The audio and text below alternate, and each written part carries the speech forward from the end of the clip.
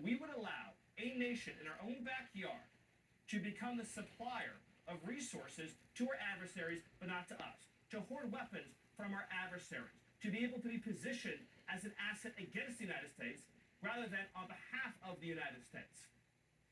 So, President Santos, he's laid out a vision completely at odds with the traditional rules-based vision that you just said needs to be re-implemented. So are you concerned that actually this administration's principles and their values are, as Stephen Miller has just laid out? And you see what they're talking about with the oil. I mean, we talked about the lack of focus on democracy and the legitimate opposition in Venezuela. Instead, they talk about the oil, and projecting strength, and now it's time to get Greenland.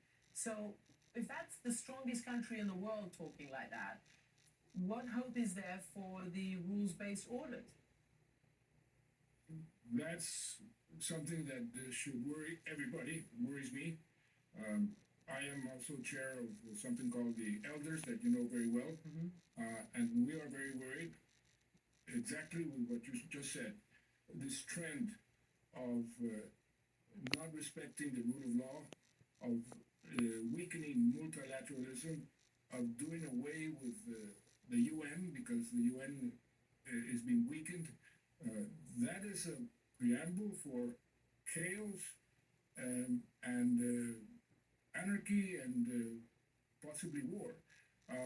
If you allow the powerful countries to do whatever they want in their zone of influence, China goes and invades Taiwan, and that's okay.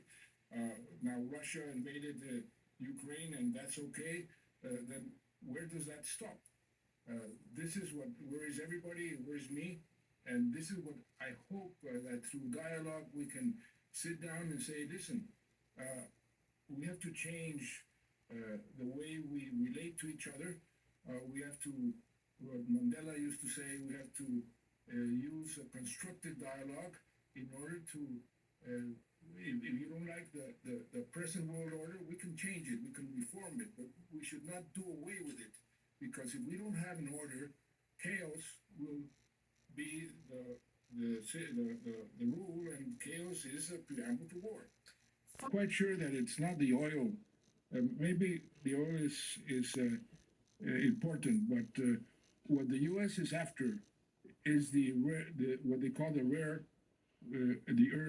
earth minerals, which is strategically something much more important for the U.S. than the oil.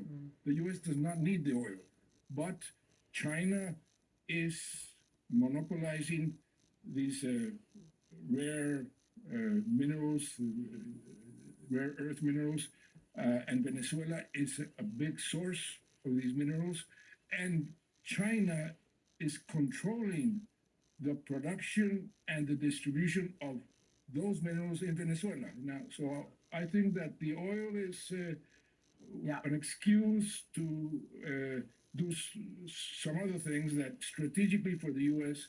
is more important. Wow. Well, now they then have to face off against China in Venezuela. So that's the next chapter. President Juan Manuel Santos, thank you very much for joining us from Colombia.